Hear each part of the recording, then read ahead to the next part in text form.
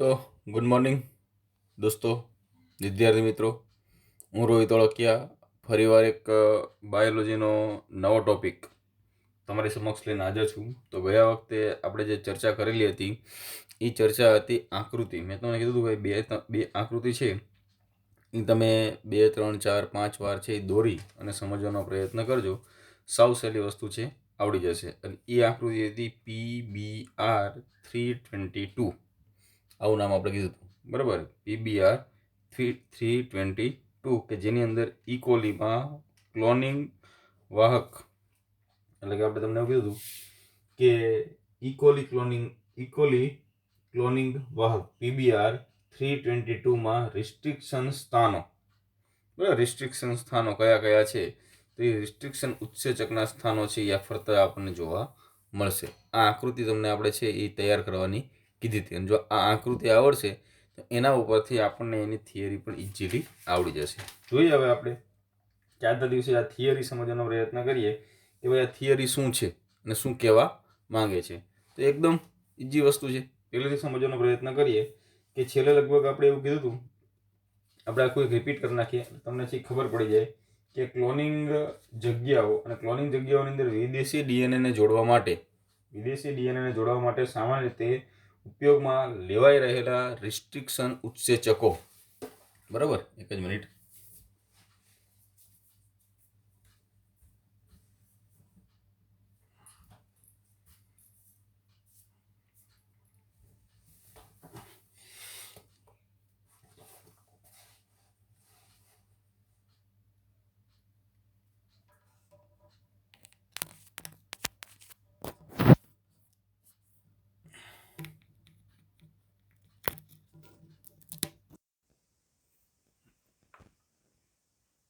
ચલો ફરી વાર આપણે જે રિપીટ કરી નાખીએ, બરાબર. તો આપણને જે ખબર પડશે કે ક્લોનિંગ જગ્યાઓ કોને કહેવાય? તો કે વિદેશી ડીએનએને જોડવા માટે સામાન્ય રીતે ઉપયોગમાં લેવાઈ રહેલા રિસ્ટ્રિક્શન ઉત્સેચકો. વિદેશી ડીએનએને જોડવા માટે સામાન્ય રીતે ઉપયોગમાં લેવાઈ રહેલા રિસ્ટ્રિક્શન ઉત્સેચકો માટે વાહક ખૂબ જ ઓછી કે મોટે ભાગે એક જ ઓળખ જગ્યા હોવી જોઈએ. એટલે જે રિસ્ટ્રિક્શનનો આપણે ઉપયોગ કરીએ છીએ, બરાબર, એની અંદર છે એ વાહકમાં ઓછામાં ઓછી એક જ જગ્યા હોય તો વધારે સારું પડે. જો એક કરતાં વધારે જગ્યા આપણને જોવા મળશે તો ડીએનએનાથી એક કરતાં વધુ ટુકડા થઈ જાય, અને એક કરતાં વધારે ટુકડા થઈ જાય તો આ જે ક્લોનિંગની પ્રક્રિયા છે એ ક્લોનિંગની પ્રક્રિયાને વધારે જટિલ બનાવી દેતું આપણને જોવા મળે છે. હવે વિદેશી ડીએનએનું જોડાણ એ બંને પ્રતિજૈવિક અવરોધક જનીનોમાંથી એક આવેલા રિસ્ટ્રિક્શન સ્થાન પર કરવામાં આવે. ઉદાહરણ તરીકે તમે વિદેશી ડીએનએને વાહક પીબીઆરમાં સ્થિત, મતલબ કે હવે આ થોડુંક છે થિયરિકલ સમજવાનો પ્રયત્ન આપણે કરી લઈએ. છેલ્લે લગભગ અહીં સુધી આપણે છે એ સમજ્યા હતા કે ભાઈ વધારે ટુકડા થઈ જાય એટલે આ પ્રક્રિયા છે એ કોમ્પ્લિકેટેડ બની જતી હોય છે. તો હવે આપણે છે એ સમજીએ.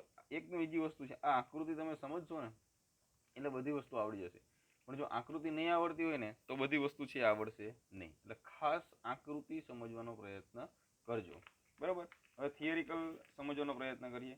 એકદમ ઇઝી વસ્તુ છે, બરાબર, એકદમ સહેલી વસ્તુ છે. અને શું કહે છે કે વિદેશી ડીએનએનું જોડાણ વિદેશી ડીએનએનું જોડાણ એ બંને પ્રતિજૈવિક અવરોધક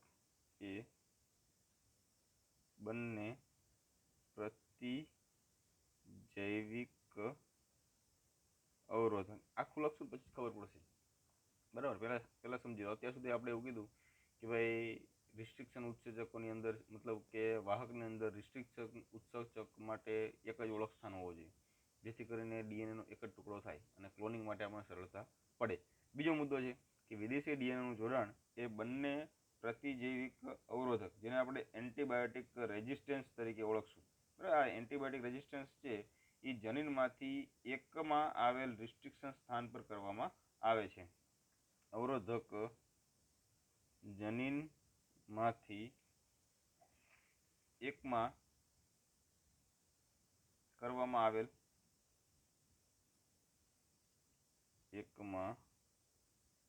કરવામાં આવેલ રિસ્ટ્રિક્શન સ્થાન પર, એકમાં કરવામાં આવેલા રિસ્ટ્રિક્શન સ્થાન પર કરવામાં આવે છે.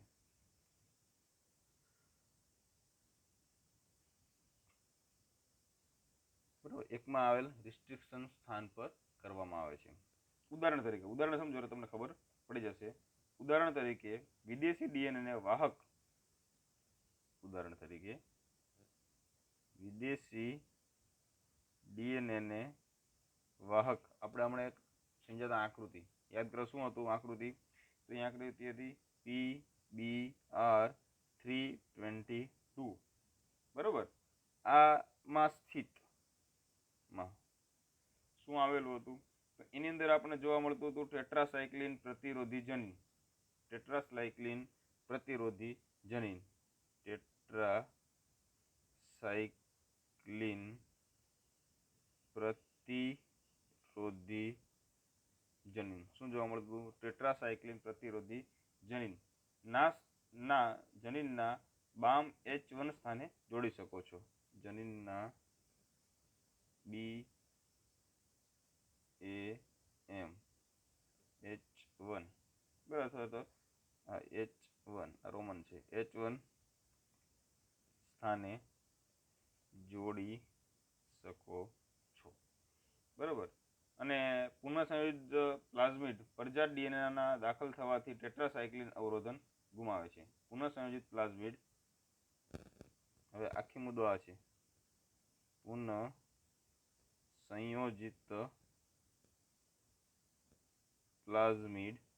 પુનઃસંયોજિત પ્લાઝમિડ પરજાત ડીએનએ દાખલ થવાથી પુનઃસંયોજિત ડીએનએ પુનઃસંયોજિત પ્લાઝમિડ પરજાત ડીએનએ દાખલ થવાથી ટેટ્રાસાયક્લિન અવરોધન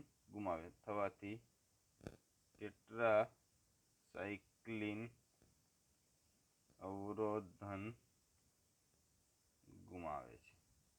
થોડુંક આખું ફરીવાર રિપીટ કરી નાખીએ એટલે આપણને હજુ વધારે ક્લિયર થઈ છે કે વિદેશી ડીએનએનું જોડાણ એટલે બહારથી જે ડીએનએ જોડાય છે તે એ બંને પ્રતિજૈવિક અવરોધક જનીનમાંથી એકમાં કરવામાં આવેલ રિસ્ટ્રિક્શન સ્થાન પર કરવામાં આવે છે. એટલે તમે એવું સમજો કે આકૃતિની અંદર તમે જે જોશો ને એની અંદર અલગ અલગ પ્રકારના પ્રતિરોધક જનીન છે. એમાં બે પ્રતિરોધક જનીન છે, જો આકૃતિ અહીં આપી છે. અને આ આકૃતિની અંદર એક છે આ ટેટ્રાસાયક્લિન TT અને એક છે એમ્ફીસિલિન. બરાબર, આ બે પ્રકારના અવરોધક જનીનો છે. એક છે ટેટ્રાસાયક્લિન છે, એક છે AMP છે. અને એ છે ને અહીંયા જ બધે જો આ બધા ઉત્સેચકો છે, રિસ્ટ્રિક્શન ઉત્સેચક બધા ત્યાં છે, એ સ્થાને આપણને જોવા મળશે. બીજા કોઈ સ્થાને આપણને ઉત્સેચકો જોવા મળશે નહીં. મોટાભાગના ઉત્સેચકો છે ત્યાં જ આપણને જોવા મળશે. અને આ જગ્યાએ શું થશે કે આ ટેટ્રાસાયક્લિન છે, જ્યારે અહીં બામ H1 સ્થાન છે એ કટ મારશે ને અહીંયા મતલબ કે અહીં બામ H1 છે, આ જગ્યાએ અવરોધક ઘટક કયો છે? ટેટ્રાસાયક્લિન. બરાબર, તો કટ ક્યાંથી થશે? બામ H1 સ્થાને, કેમ કે આ એનું ઓળખ સ્થાન છે. આ ઓળખ સ્થાનથી કટ કરે તો વિદેશી ડીએનએ પણ ક્યાં જોડાશે? ઓળખ સ્થાને. અને જેવું વિદેશી ડીએનએ ઓળખ સ્થાને જોડાશે એટલે આ ટેટ્રાસાયક્લિન પોતાની અવરોધન ક્ષમતા ગુમાવશે. સિમ્પલ. એ જ વખતે ટેટ્રાસાયક્લિન અવરોધન ક્ષમતા ગુમાવશે. પરંતુ અવરોધન ગુમાવે છે, પરંતુ આગળ જોઈએ, અવરોધન ગુમાવે છે પરંતુ પુનઃસંયોજન પામતા ઘટકોને પરંતુ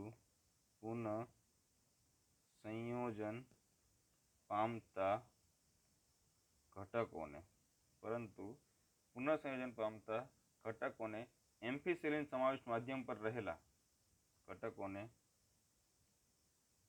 એમ્ફીસિલિન, આપણે આગળ આવ્યું હતું ને આકૃતિમાં AMP, એને કહેવાય એમ્ફીસિલિન. એમ્ફીસિલિન સમાવિષ્ટ માધ્યમ પર રહેલા એમ્ફીસિલિન સમાવિષ્ટ માધ્યમ પર રહેલા પરિવર્તનીય ઘટકોના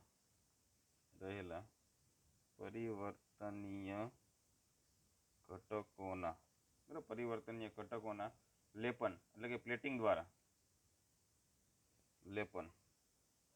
દ્વારા પુનઃસંયોજન ન પામતા ઘટકોમાંથી લેપન દ્વારા પુનઃ સંયોજન ન પામતા ઘટકોના પુનઃસંયોજન ન પામતા ઘટકોથી અલગ પસંદગી કરી શકાય છે. ઘટકોથી અલગ પસંદગી કરી શકાય છે. બરાબર. અહીંયા કણે એમ્ફીસિલિન જે છે એમ્ફીસિલિન પરંતુ છે એ પુનઃસંયોજન પામતા ઘટકોને મતલબ કે એમ્ફીસિલિન સમાવિષ્ટ માધ્યમ પર રહેલા પરિવર્તનીય ઘટકોના લેપન દ્વારા પુનઃસંયોજન ન પામતા ઘટકોથી છે એ આપણે અલગ પસંદગી કરી શકાય છે. એટલે એક વસ્તુ છે પુનઃસંયોજન પામશે અને એક વસ્તુ છે પુનઃસંયોજન પામશે નહીં. આખી વસ્તુ ફરીવાર સમજી લઈએ કે ઉદાહરણ તરીકે તમે વિદેશી ડીએનએને વાહક ડીએનએ બરાબર વિદેશી વાહક ડીએનએને વાહક PBR322માં સ્થિત ટેટ્રાસાયક્લિન પ્રતિરોધી જનીનના બામ H1 સ્થાને જોડી શકો. અને જ્યારે તમે બામ H1 સ્થાને જોડો ત્યારે પુનઃસંયોજિત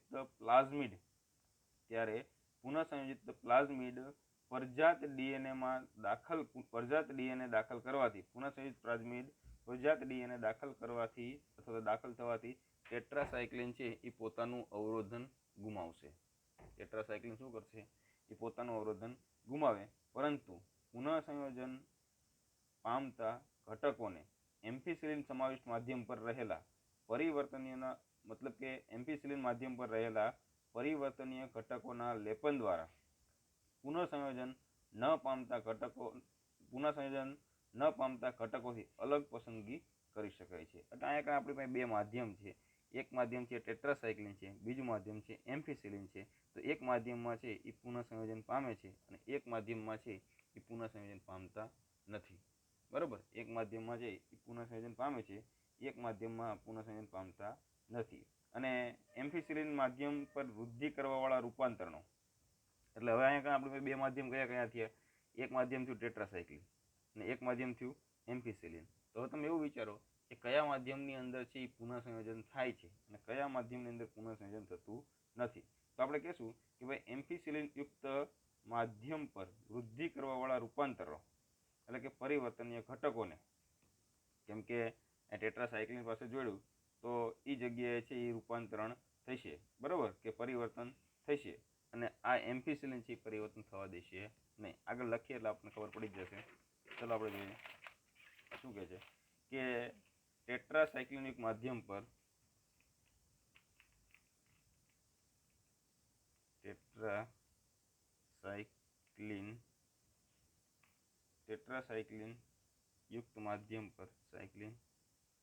યુક્ત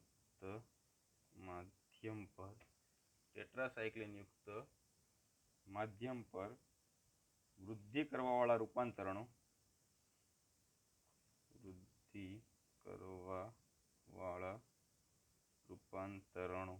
ટેટ્રાસાયક્લિક માધ્યમ પર વૃદ્ધિ કરવાવાળા રૂપાંતરણો જેને કહેશું પરિવર્તનીય ઘટકો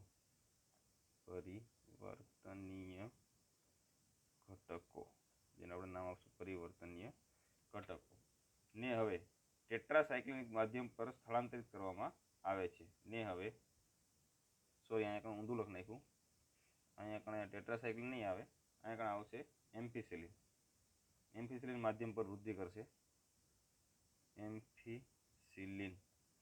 એમ્ફીસિલિનિક માધ્યમ પર વૃદ્ધિ કરવાવાળા રૂપાંતર પરિવર્તનીય ઘટકોને હવે ટેટ્રાસાયક્લિન યુક્ત માધ્યમ પર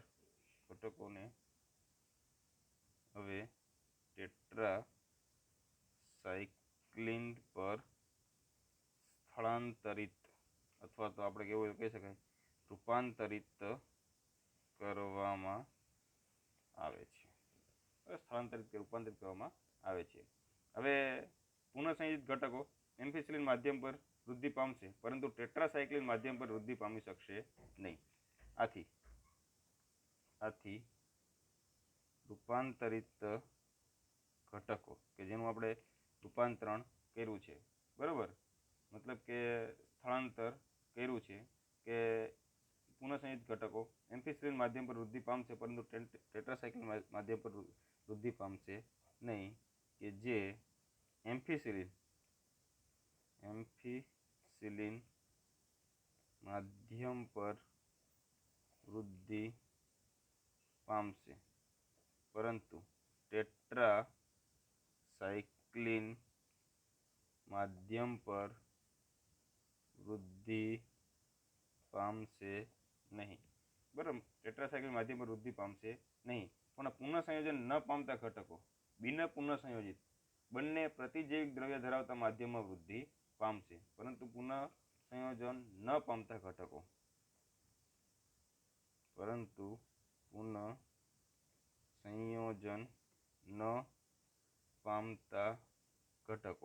મતલબ કે જે જગ્યાએ પુનઃસંયોજન નથી થયું એવા પ્રકારના ઘટકો, બરાબર, પુનઃસંયોજન ન પામતા ઘટકો બિન પુનઃસંયોજિત, બરાબર, જેને આપણે કહેશું બંને પ્રતિજૈવિક દ્રવ્ય ધરાવતા માધ્યમમાં પામતા ઘટકો બંને પ્રતિજૈવિક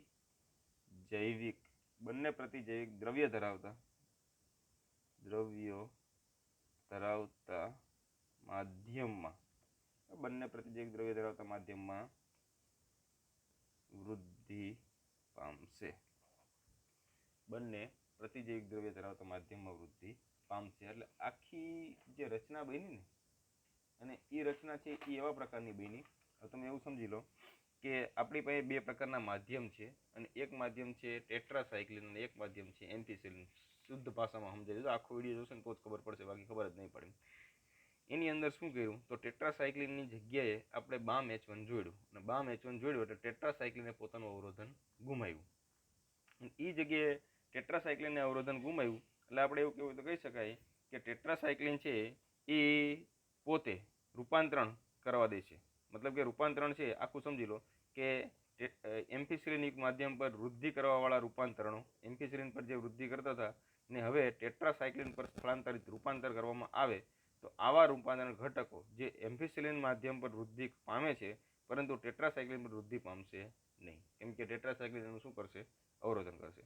પરંતુ પુનઃસંયોજન ન પામતા બાકીના ઘટકો કે જે પુનઃસંયોજિત નથી થયા એ બંને પ્રતિજૈવિક દ્રવ્યો ધરાવતા માધ્યમમાં વૃદ્ધિ પામી શકશે, બે બાજુથી વૃદ્ધિ કરી શકશે. 2 3 4 વાર લખજો એટલે આવડી જશે. અને આ કિસ્સામાં છે એ અહીં એક એન્ટીબાયોટિક અવરોધક જનીન પરિવર્તનશીલ ઘટકોની પસંદગીમાં મદદ કરે. મતલબ કે અહીંયા છે એવું કેવું હોય તો કહી શકાય, જરાક તમારી બુકની અંદર જોઈ લેજો, તમને જોવા મળી જશે. આમ તો લખી જ દઉં તમને કે આ કિસ્સામાં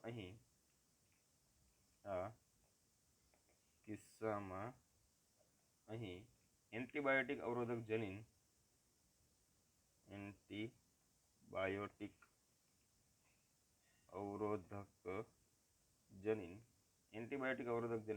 પરિવર્તનશીલ ઘટકોની પસંદગીમાં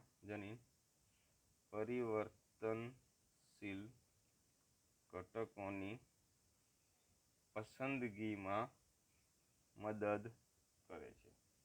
જ્યારે બીજું એન્ટીબાયોટિક અવરોધક જનીન વિદેશી ડીએનએના પ્રવેશથી નિષ્ક્રિય થઈ જાય છે.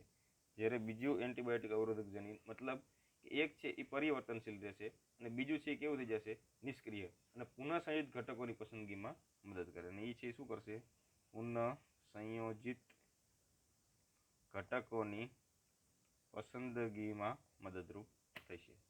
સમજવાની વસ્તુ એ છે ભાઈ કે ભાઈ આ ટોપિક એવા બધા છે કે જો આપણે રૂબરૂ હોય તો આપણે વધારે સરળતાથી છે એ આરામથી સમજી શકતા હોય છે.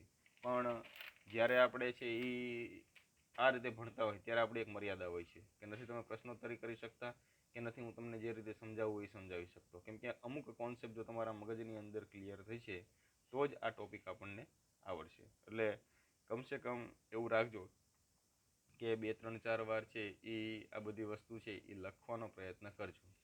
અને જો તમે 3 4 વારથી વધારે લખશો તો જ આ વસ્તુ ખબર પડશે, બાકી ખબર પડશે નહીં.